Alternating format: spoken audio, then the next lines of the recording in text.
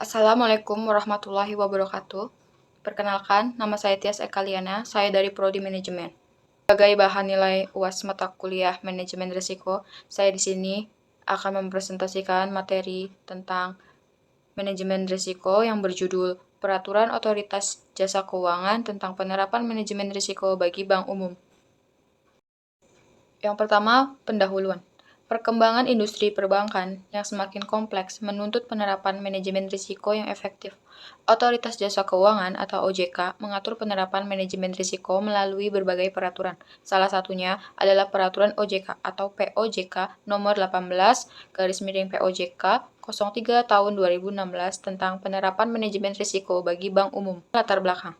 Bank adalah bank umum sebagaimana dimaksud dalam Undang-Undang Nomor 7 Tahun 1992 tentang Perbankan sebagaimana telah diubah dengan Undang-Undang Nomor 10 Tahun 1998, termasuk kantor cabang dari bank yang berkedudukan di luar negeri yang melaksanakan kegiatan usaha secara konvensional.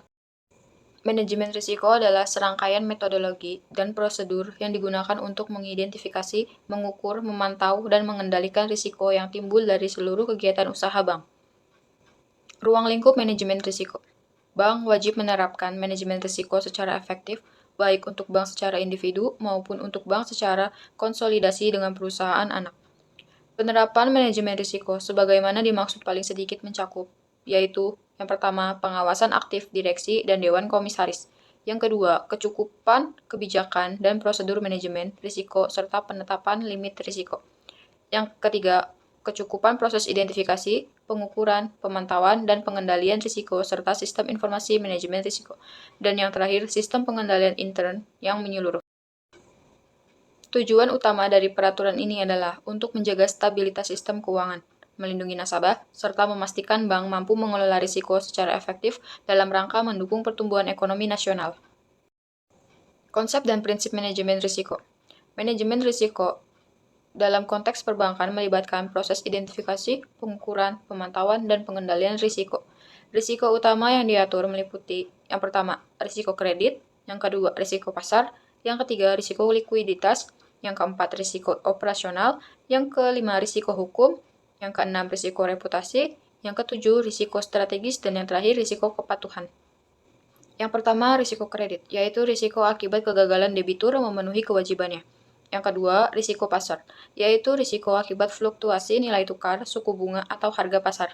Yang ketiga, risiko likuiditas, yaitu risiko ketidakmampuan bank memenuhi kewajiban saat jatuh tempo. Yang keempat, risiko operasional, yaitu risiko akibat kegagalan sistem internal, manusia, atau faktor eksternal. Yang kelima, risiko hukum. Risiko akibat permasalahan hukum atau ketidakpatuhan terhadap peraturan. Yang keenam, risiko reputasi, yaitu risiko akibat penurunan kepercayaan nasabah atau publik. Yang ketujuh, risiko strategis, yaitu risiko akibat keputusan strategis yang salah atau pelaksanaan yang buruk. Dan yang terakhir, risiko kepatuhan, yaitu risiko akibat ketidakpatuhan terhadap peraturan dan standar yang berlaku.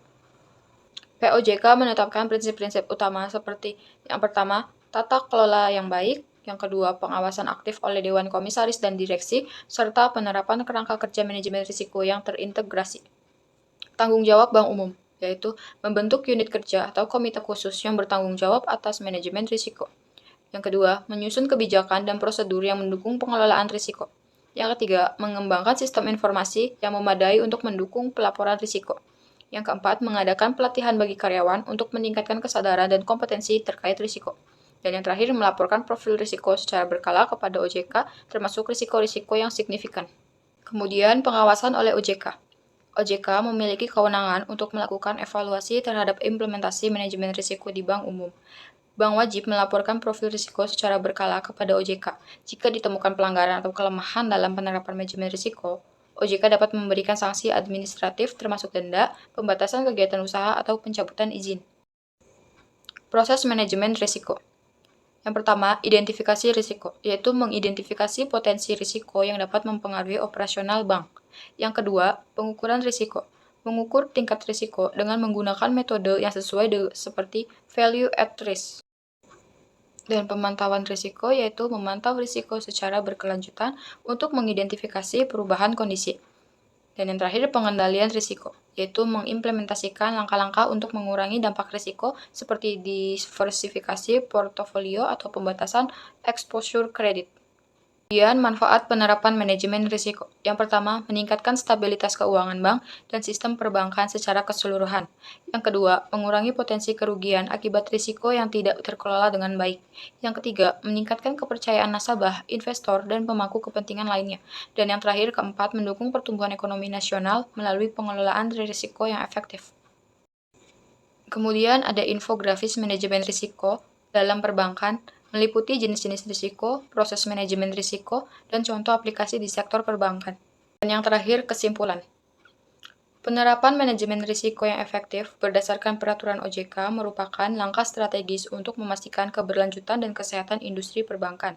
Bank Umum perlu berkomitmen untuk mengintegrasikan manajemen risiko ke dalam seluruh aspek operasionalnya guna memenuhi standar peraturan dan ekspektasi publik.